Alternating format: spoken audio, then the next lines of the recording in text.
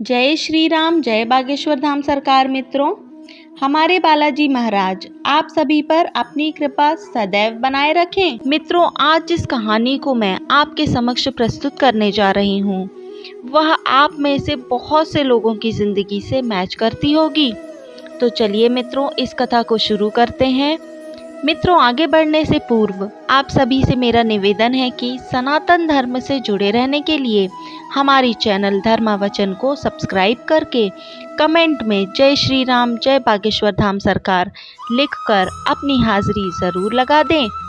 तो चलिए मित्रों, शुरू करते हैं आज की प्रस्तुति। तो कहानी शुरू होती है एक लालच से, क्योंकि हम सब ईश्वर को तभी याद करते हैं जब हमें कुछ मांगना होता है। जब आप किसी इच्छा को या मनोकामना को ईश्वर से पूर्ण कराना चाहते होंगे, तभी आप या हम भगवान को याद करते हैं। तो वैसे ही मुझे भगवान से कुछ न कुछ चाहिए ही होता था।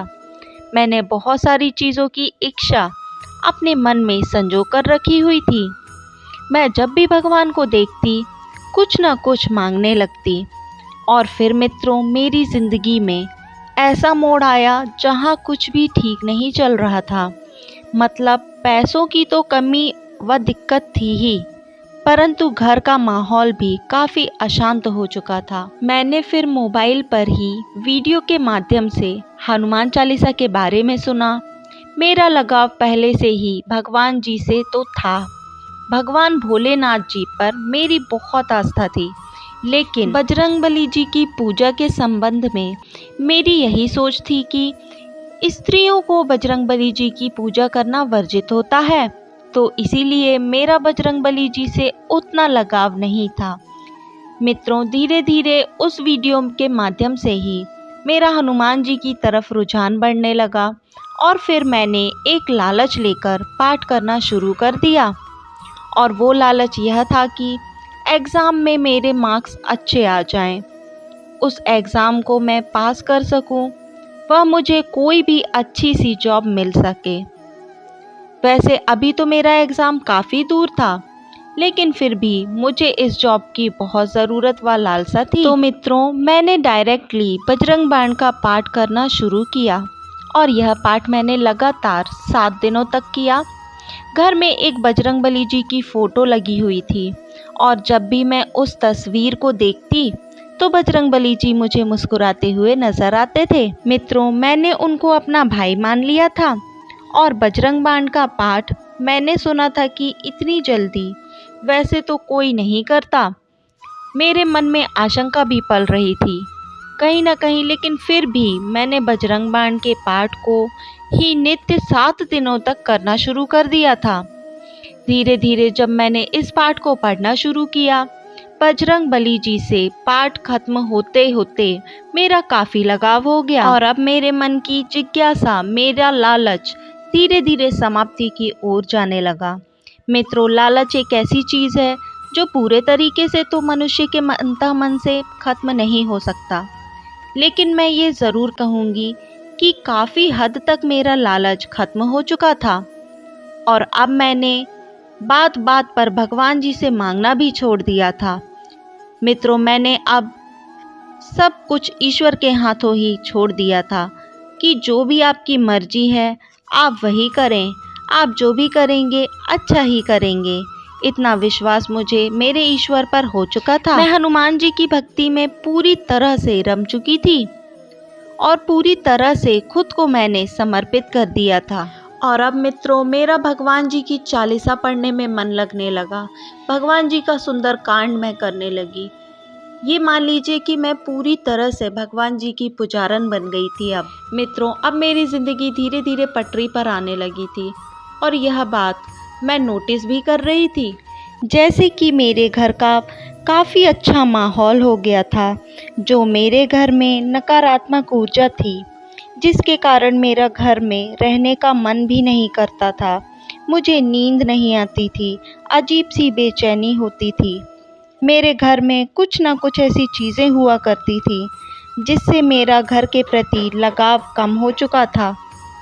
एक अलगाव सा महसूस होता था। लेकिन अब मुझे घर में रहने का भी मन करता है, पूजा पाठ करने का भी मन करता है और मेरा जो लालच था, जिस लालच से ईश्वर की भक्ति किया करती थी, वो भी काफ़ी हद तक कम होना शुरू हो गया था।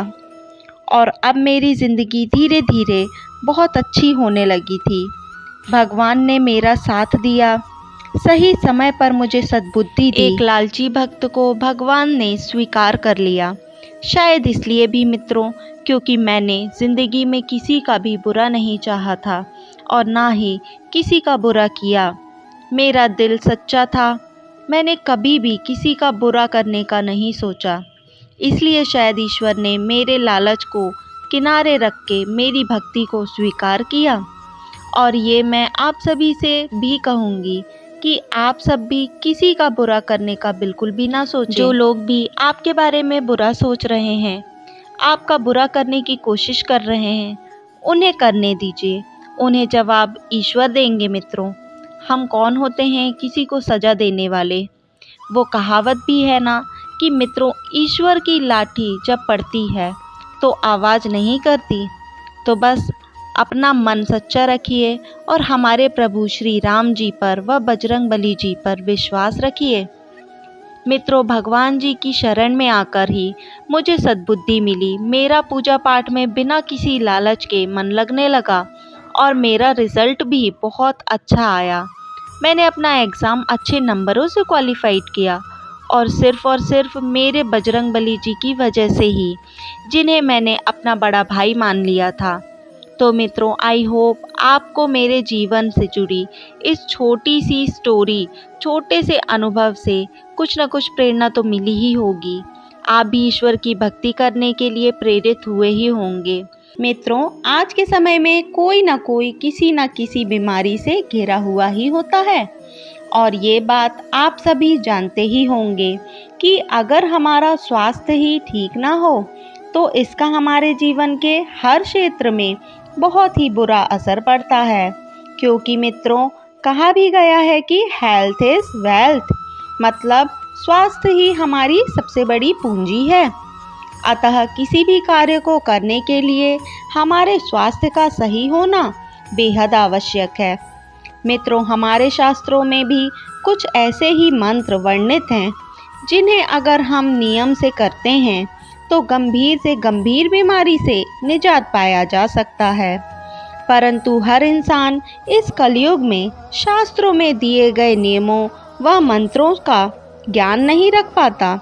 इसलिए मित्रों, भगवान श्री हरि की कृपा से हमारे आराध्य श्री हनुमान जी इस धरती पर सशरीर हैं और अपने भक्तों की पुकार को वो बहुत जल्द सुन लेते हैं। मित्रों, श्री हनुमान चालीसा में भी हर रोग से निजात पाने का बहुत ही आसान सा उपाय है, जिसे कोई भी व्यक्ति बड़ी आसानी से करके गंभीर से गंभीर बीमारी से भी निजात पा सकता है। प्रिय भक्तजनों, वैसे तो श्री हनुमान चालीसा का हर एक दोहा अपने आप में हर इच्छा को पूरा करने वाला व कष्टों को हरने वाला होता है, किंतु आज हम श्री हनुमान चालीसा में दिए गए जिस दोहे के बारे में आप सभी को बताने जा रहे हैं, जिससे गंभीर से गंभीर बीमारी से ग्रसित व्यक्ति यदि प्रभु हनुमान जी का ध्यान करके मन ही मन अगर इसे दोहराता है तो उसे शरीर के हर रोग व कष्टों से मुक्ति मिल जाती है। तो प्रिय भक्तजनों, वो सिद्ध दोहा इस प्रकार है, नासै रोग हरे सब पीरा, जपत निरंतर हनुमत बीरा। मित्रों, यह दोहा इतना शक्तिशाली है जो हर प्रकार के रोगों से मुक्ति दिलाने की क्षमता रखता है। बस जरूरत है तो सच्चे मन के साथ, पूर्ण विश्वास के साथ प्रभु से प्रार्थना करने की, क्योंकि प्रभु के दिल तक पहुंचने का रास्ता भी मन से ही खुलता है, जिसमें भगवान की कृपा रूपी कमल खिल जाते हैं। मित्रों, इस दोहे का सच्चे मन से 108 बार जाप करने से आपको पहले दिन से ही इसके असर व चमत्कार का अनुभव होने लगेगा। तो मित्रों, आज के लिए बस इतना ही। आशा करते हैं कि आपको इस वीडियो के द्वारा दी गई जानकारी पसंद आई होगी। मित्रों, जाते जाते एक बार पुनः जय श्री राम, जय बागेश्वर धाम सरकार का जयकारा ज़रूर लगा दें। मिलते हैं अगले वीडियो में। वीडियो में अंत तक बने रहने के लिए आपका तहे दिल से धन्यवाद।